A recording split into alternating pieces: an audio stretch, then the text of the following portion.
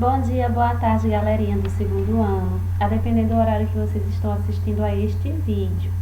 Hoje as nossas atividades serão de matemática e a gente vai utilizar tanto o livro grosso quanto o livro fino, que é o livro de fichas de atividades, tá certo? E aí a nossa primeira atividade que nós vamos fazer vai ser continuação do dever de matemática no livro grosso e a página vai ser a 114. Lá na página 114 diz o seguinte: na seção de mão na massa, a gente vai continuar as atividades sobre sólidos geométricos. Vocês estão lembrados dos sólidos geométricos? São figuras que estão presentes tanto em elementos da natureza como em elementos construídos pelo homem, que vai dar formato a muitas coisas do nosso dia a dia. Caixa de sapato, bola, que os meninos e as meninas também gostam muito de brincar, estojo, caderno, mesa, tudo vai dar formato a partir das figuras geométricas, dos sólidos geométricos. E aí está dizendo o seguinte, na seção mão na massa: observe o brinquedo criado pelo grupo de Júlio. Conte quantas formas de cada tipo foram usadas. Depois registre na tabela a quantidade de cada forma. E aí a gente tem aqui um boneco. Esse boneco aqui foi construído pelo grupo de Júlio. E aí a gente vai observar se tem esfera, se tem paralelepípedo, se tem cilindro, se tem cubo e também se tem cone. Aí a gente vai contar quantas vezes vai aparecer. Por exemplo, a esfera, eu já expliquei para vocês e eu tenho certeza que vocês já sabem, que é essa imagem dessa aqui, ó, dessa forma geométrica, tá certo? Ela é parecida com a bola. Então a gente vai olhar aqui e vai verificar quantos tem. Já está aqui preenchido 3. E onde estão essas 3 esferas? A cabeça, ok? É uma. Aqui a gente tem essa parte do chapéu maior, 2. E essa parte do chapéu menor, 3. Por isso, 3 referentes à esfera. Aí a gente vai olhar agora o paralelepípedo. Vocês vão olhar aqui, independente do tamanho, tem que ser nesse formato. Quantos tem? Aí vai colocar. E assim mesmo vocês vão fazer com o cilindro, com o cubo e com o cone. Lembrando que a diferença entre o paralelepípedo e o cubo é que o cubo tem os 4 lados iguais. E o paralelepípedo só são iguais aos seus lados opostos, aqueles que ficam de frente para o outro. Então, são 2 lados iguais e 2 lados diferentes. Não são os 4 iguais, como no caso de um cubo, que dá origem a um quadrado, tá certo? Então, vamos para a segunda questão. Escolha algumas embalagens e monte 2 brinquedos com elas. Seja bem criativo, descreva os brinquedos que você montou. Então, vocês vão pegar as embalagens da casa de vocês que iriam para o lixo, nos formatos dos sólidos geométricos que nós estamos estudando, e vai montar um brinquedo. Depois que vocês montarem esse brinquedo, vocês vão escrever aqui quais foram os brinquedos que vocês montaram e vocês vão descrevê-los, tá certo? Olha, eu montei um carrinho. Aí vocês vão colocar aqui, montei um carrinho, ok, meus amores? E vocês vão tirar foto desses brinquedos que vocês montaram para que a tia possa ver. Estou curiosa para saber o que vocês vão fazer. Aí aqui, ó, no quadro a seguir, faça o desenho de um dos brinquedos que você criou. Então, vocês vão criar 2 brinquedos. Vai dizer aqui na segunda questão, nessas linhas, quais foram os brinquedos que você montou. E vai escolher um deles para desenhar aqui o brinquedo que você montou com as embalagens. E vocês vão dizer quais formas vocês utilizaram, quais foram as formas utilizadas dos sólidos geométricos para você poder montar o brinquedo que você desenhou aqui. Você tem que desenhar o mais parecido possível da sua montagem com as embalagens, tá certo? Agora na página 115. Na página 115, a terceira questão diz o seguinte: observe as embalagens do seu grupo para a gincana das formas. Separe as embalagens que lembram um cubo e as embalagens que lembram paralelepípedo ou bloco retangular. Então, vamos repetir. O cubo são aquelas embalagens que vai ter os seus 4 lados iguais, ok? Já o paralelepípedo, ele vai ser de que forma? Como essa representação aqui da bolsinha de tia, tá certo? Ele vai ter os seus 2 lados opostos, um que fica da frente para o outro, do mesmo tamanho, tá? Esse é igual a esse e esse é igual a esse, mas esse daqui é diferente desse. Então, esse daqui é o formato de um paralelepípedo, ok? Já aquele que é quadrado, ele tem os seus 4 lados do mesmo tamanho, não vale esquecer. E aí, depois vocês vão responder o seguinte: o que as embalagens que lembram o cubo e as que lembram o paralelepípedo têm em comum? Olhe, preste atenção que na minha explicação de agora eu já disse praticamente a resposta. O que é que eles têm igual e em comum? Na letra B, o que as embalagens que lembram cubo e as que lembram paralelepípedo têm de diferentes? Também acabei de falar, ok? Agora vamos lá. Quarta questão. Você já deve ter reparado que, no mercado, encontramos vários tipos de embalagens. Na sua opinião, qual é a embalagem mais fácil de ser armazenada, guardada? É mais fácil a gente guardar uma embalagem na forma de paralelepípedo ou na forma de um cone? Por quê? Por que você acha isso? Ok? Vamos lá. E embaixo, a gente vai começar agora a falar de sólidos fáceis de rolar. Aqueles que a gente consegue jogar e ele sai rolando, bolando. Você lembra que podemos classificar as figuras geométricas espaciais entre aquelas que são fáceis de rolar e aquelas que são difíceis de rolar? Vocês lembram?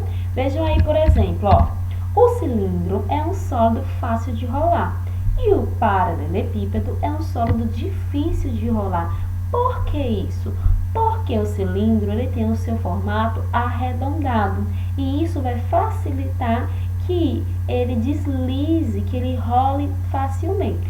Já o paralelepípedo, ele tem uma característica mais para o quadrado mesmo, que ele vai ter 4 lados de opostos semelhantes e outros opostos vai ser diferentes e isso vai dificultar bastante para que faça esse processo de rolamento. Então, tem aqueles que são mais fáceis de rolar e aqueles que são mais difíceis. E entre aí esses exemplos, a gente tem o cilindro e tudo aquilo que tem a aparência parecida com o cilindro. E também temos um paralelepípedo. E tudo aquilo que tem a aparência de um paralelepípedo é difícil de rolar. Exemplo, uma caixa de sapatos, se a gente jogar, ela vai sair bolando? Não, não vai. Mas uma garrafa PET, se a gente jogar, ela sai bolando? Sai sim, não é isso? Muito bem. E para nós continuarmos, a gente vai para a página 55 da nossa ficha de atividade. O que é que a gente precisa sempre fazer na ficha de atividades? Não quero ver nenhuma ficha sem o nome completo, com a inicial maiúscula e a data que você está assistindo ao vídeo, tá certo? E aí a gente vai continuar fazendo agora atividades de subtração e adição. Na primeira questão diz o seguinte: Andréia e Miguel estão com alguns problemas para resolver. Vamos ajudá-los? E aí eles estão pensando como é que eles podem resolver esses problemas. Miguel tem 20 moedas e ganhou 43 de sua irmã. Com quantas ficou? Olha, qual é a primeira coisa que nós precisamos entender em um probleminha? Se aquele problema dá pra gente a ideia de que está ganhando alguma coisa ou que se está perdendo, dividindo, distribuindo alguma coisa. Quando você ganha, você soma. Se eu digo bem assim, olha, eu tenho aqui uma caneta, ok? Vocês estão vendo que eu tenho aqui na minha mão uma caneta. Então, eu vou pegar outra caneta. Eu estou juntando, eu estou acrescentando, eu estou adicionando. Então, eu vou somar. Eu tinha uma, eu peguei outra caneta e agora eu fiquei com uma, duas. Então, eu somei. É uma continha, uma adição. Quando é para somar, para juntar, adicionar, a gente vai usar o sinalzinho de mais. 1 mais 1, 2. Então, essa é a primeira coisa que sempre devemos olhar nos probleminhas. Se esses probleminhas nos relatam informações de agregar, de somar, de adicionar, ou se é para a gente retirar, se é para a gente distribuir, ou se é para a gente subtrair. E aí a gente vai utilizar o sinalzinho de menos, ok? Então, vamos lá. Se ele diz o seguinte, ele já tem 20 moedas e ganhou 43. Ele já tinha, trouxeram para ele mais 43, que foi a irmã dele. Então, vai ser de mais. Vocês vão montar a continha aqui e vão dizer depois embaixo com quantas moedas Miguel ficou. Na letra B diz o seguinte, Miguel e Andréia farão uma receita de bolo e precisam de quantidades exatas de ingredientes. O que significa palavras exatas? É na medida certinha, não pode ser menos e nem pode ser mais. A receita pede 45 gramas de manteiga, mas ele só tem 22 gramas. Quantas gramas faltam? Ele só tem 22 gramas. Ele quer 45. Então, a gente tem que fazer a continha para verificar quanto falta em 22 para chegar em 45. E nesse caso, a gente pode utilizar a subtração. Vamos pegar o tanto que precisamos e vamos diminuir daquilo que já temos. E vamos perceber quantos ainda faltam. No caso, o que precisam é 45 e o que já tem é 22. Então, a gente vai subtrair 22 de 45 e verificar quantos ainda faltam. E depois vocês vão dizer quantos gramas vão faltar, ok? Na página 56, na letra C, diz assim, Andréia tinha 38 figurinhas. Deu 12 para Lúcia e 5 para Miguel. Com quantas figurinhas Andréia ficou? Olha, ela tinha 38 e deu 12 para uma pessoa e 5 para a outra.